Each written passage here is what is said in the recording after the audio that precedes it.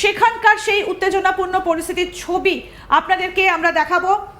শিলিগুড়ি বিধানসভার জগদীশচন্দ্র বিদ্যাপীঠ, আসুন সেই ভিডিও এবার আপনাদেরকে দেখাই।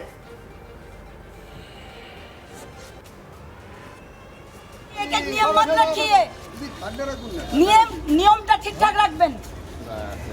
100 মিটার বলতেছেন এখানে সবাই 100 মিটার ওখানে এখানে আমি আমার সময় মতো চলে যাব। আমি কমপ্লেন করতে আমরা জানি কিভাবে চলতে হয়।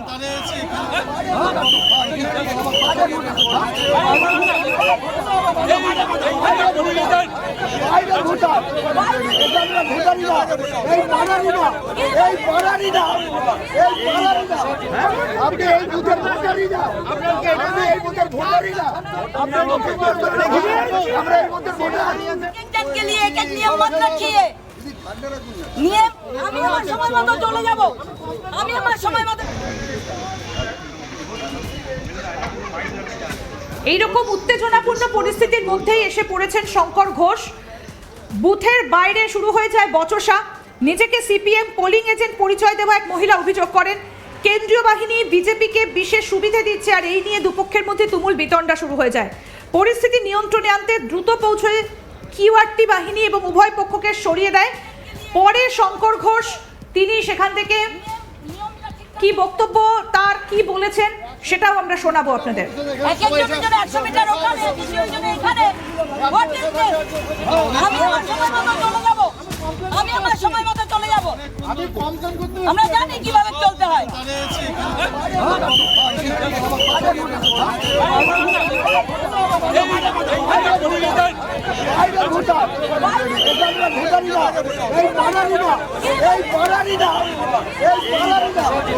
আপনি এই বুথের ভোটারই না, আপনি এই বুথের ভোটারই না,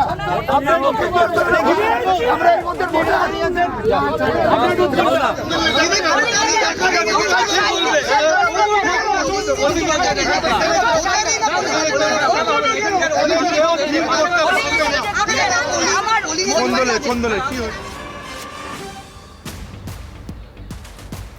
দুপক্ষের মধ্যে তুমুল বচসা, আমরা শিলিগুড়ির ছবি আপনাদেরকে দেখালাম এবং দুপক্ষের মধ্যে তুমুল উত্তেজনা সৃষ্টি হয়েছে। আমি বিশ্বজিতের কাছে যাব। বিশ্বজিতের যে জায়গাটা আমরা শেষ করতে পারছিলাম না প্রশ্নটা, আবার একটা শিলিগুড়ির ছবি এবং আবারও সেই একই ঘটনা, তাহলে কি আস্তে আস্তে পরিস্থিতিটা এবার হাতের বাইরে চলে যাচ্ছে নির্বাচন কমিশন? ইন্দিরা, তুমি তো এতদিন ধরে এই পেশাতে রয়েছো, তো এতদিন আমরা যে ধরনের গন্ডগোল বা যেগুলো দেখেছিলাম সেই তুলনায় এইগুলো দেখো একটু বচসা, একটু গরমও পড়েছে একটুখানি, বা প্রত্যেকেই রাজনীতি করেন সেইরকমভাবে কিছু কিছু হয়।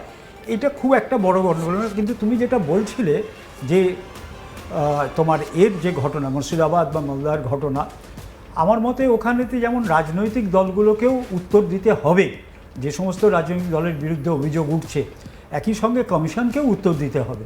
এবার তো একটা বেনজির এই ধরনের নিরাপত্তার ব্যবস্থা করা হয়েছে, তারপরেতে এই 2-4টে বচসা হলো, কারোর সঙ্গে একটা কথা কাটাকাটি হলো, ঠিক আছে, ওগুলো সাধারণত একটা হয়েই থাকে, অতটা আশা করা যায় না যে একেবারে সেগুলো কিছু হবে না।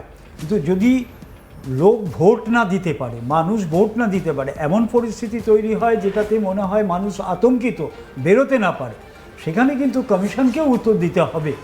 রাজনৈতিক দলগুলো কিন্তু দিতেই হবে, তাদের তো দায়, কিন্তু তার সঙ্গে কমিশনকেও, যে তাহলে আমরা এবার যে আশায় বুক বাঁধলাম যে এবারে অন্তত ভোটটা পশ্চিমবঙ্গে উৎসবের মেজাজেই হবে, যেটা বলা হতো, সেটা তাহলে কি হলো? একদম।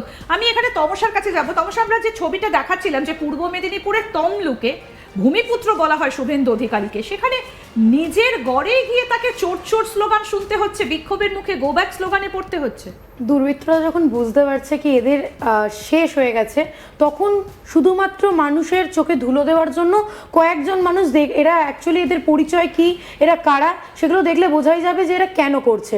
মানুষের কাছে খুব পরিষ্কার, শুভেন্দু অধিকারী ওখানে জিতে গেছেন, এর আগেও জিতেছেন, সেটা এরা আবার করে বুঝে গেছে কি আবার এরা হারছে, পবিত্রকর একদম মানে বিশাল মার্জিনে হারছে, সেটা বুঝে এই কয়েকটা ছোট ছোট ঘটনা ঘটানোর চেষ্টা করছে এরা।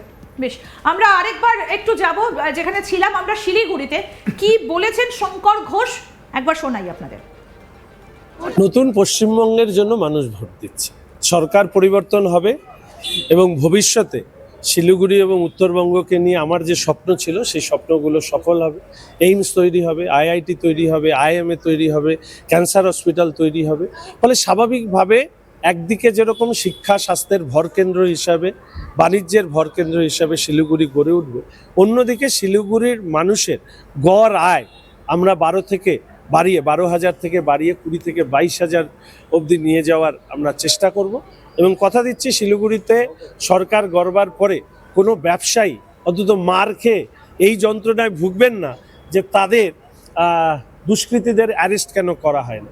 ডাক্তারবাবুরা মার খেয়ে এই যন্ত্রণায় ভুগবেন না যে তাদের দুষ্কৃতীদেরকে কেন অ্যারেস্ট করা হয় না। আমি কথা দিচ্ছি শিলিগুড়ি শহরকে দুষ্কৃতি মুক্ত করব এবং স্বাভাবিকভাবেই এর সাথে ড্রাগস ইত্যাদি বিষয়গুলো সামনে এসছে, সেগুলোকে অবশ্যই বন্ধ করে একটা নতুন পরিচ্ছন্ন শিলিগুড়ি করে প্রথম দফায় নির্বাচন চলছে কোচবিহার সহ মালদা এবং মুর্শিদাবাদের বিভিন্ন জায়গায় তৃণমূলের নেতাকর্মীদের সাথে সেন্ট্রাল ফোর্সের নানাবিধ বচসা বাঁধছে। তারা প্রশ্ন করছেন পাল্টা, যেখানে নির্বাচন কমিশন সাফ নির্দেশিকা দিয়ে রেখেছে। প্রশ্ন তো করবেই, দোকানের ঝাঁপ বন্ধ হচ্ছে তৃণমূলে। যারা তৃণমূল করে এতদিন করে খেয়েছেন, এবার 2026-এর 4ই মে তাদেরকে বলে দেবেন দোকানের ঝাঁপ বন্ধ করে অন্য কোনো সৎ পেশার সাথে যুক্ত হন, তৃণমূলের মতন অসৎ পেশার সাথে যুক্ত হবেন না, এই বার্তাটা দিন। আপনি যখন ভোট দিচ্ছিলেন তখন বাইরে আমি আমরা জানি শঙ্কর ঘোষের বক্তব্য দেখুন, আপনাদেরকে শোনালাম। শিলিগুড়ি বিধানসভার জগদীশ চন্দ্র বিদ্যাপীঠ, আসুন সেই ভিডিও এবার আপনাদেরকে দেখাই।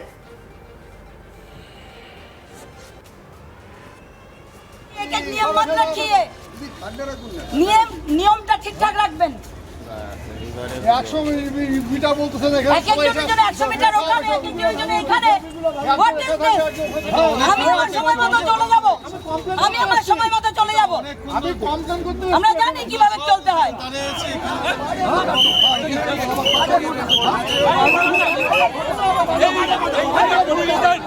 বাইরে ভোটার এখানে ভোটারই না, এই পাড়ারই না, এই পাড়ারই না, এই পাড়ারই না।